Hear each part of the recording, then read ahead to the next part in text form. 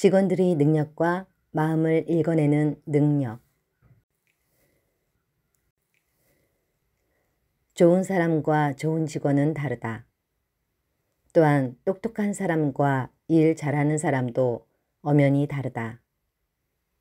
그렇지만 간혹 똑똑하면서도 일도 잘하고 인성도 좋은 사람이 있다. 나에게 그런 직원이나 동료가 있다면 그야말로 천군만마를 얻은 기분일 것이다. 능력이 부족한 사람은 시간을 두고 일을 가르치면 된다. 그러나 인성은 타고나기 때문에 자신이 정말 굳은 결심을 하지 않으면 바꿀 수가 없다. 그래서 사람은 어려운 일을 극복하면서 동료 간에 서로 도우며 서로의 장점을 공유함으로써 인성도 단단해지고 다른 사람을 이해하는 마음의 폭도 넓어진다. 지도자의 역할 중에는 유능한 직원을 선발해 능력에 맞는 자리에 배치하고 그들이 능력을 유감없이 발휘할 수 있도록 기회를 주는 일도 있지만 무능한 직원을 가려내 조직의 누수를 막는 일도 중요한 역할이라고 할 수 있다. 문제는 어떻게 무능한 직원을 가려내는가이다. 시대가 변해도 예나 지금이나 사람은 똑같다. 그러므로 한 비자가 제시하는 무능한 직원을 가려내는 법을 알아보자. 첫째, 자신이 보고 들은 개별 정보에 대해 종합적으로 분석하고 관찰하는 관청법이다. 관청은 글자 그대로 직접 보고 듣고 판단하는 것이다. 명심보감의 인사원칙 중에 이런 말이 있다. 중오지 필찰원, 중학지 필찰원. 이는 모든 사람이 다 좋다고 해도 직접 보고 판단할 것이며 모든 사람이 다 나쁘다고 해도 직접 보고 판단해야 한다는 말이다. 모든 평가는 직접 보고 듣고 종합적으로 판단해야 한다. 주변의 곡해된 인물 평가에 귀 기울이지 말라는 충고다.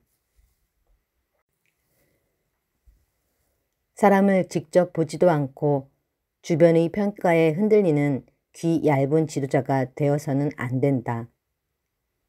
이런 지도자 옆에는 늘 간신히 들끓고 권력이 분산되는 화를 면치 못한다.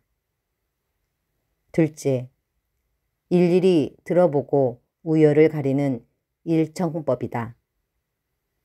이것은 하나하나 일일이 판단한다는 뜻이다. 개별적으로 사람을 직접 대면해 그의 능력을 가늠하는 것이다. 때로는 개인에게 업무를 부과해 그의 능력을 평가하는 개별 업무 판단법이 유익할 수도 있다. 전체에서 볼 수 없는 개인의 능력이 확연히 드러날 수 있기 때문이다. 셋째, 알면서도 모르는 척함으로써 상대를 시험하는 현지법이다. 협은 숨긴다는 뜻이다. 자신이 알고 있으면서도 그 다 안다는 사실을 숨기고 직원들의 능력을 평가하는 방법이다. 리더는 직원들을 믿고 그들에게 맡겨야 한다. 그러나 적어도 그 직원의 인성과 진실성에 대해서 어느 정도는 파악하고 있어야 큰 화를 면할 수 있다.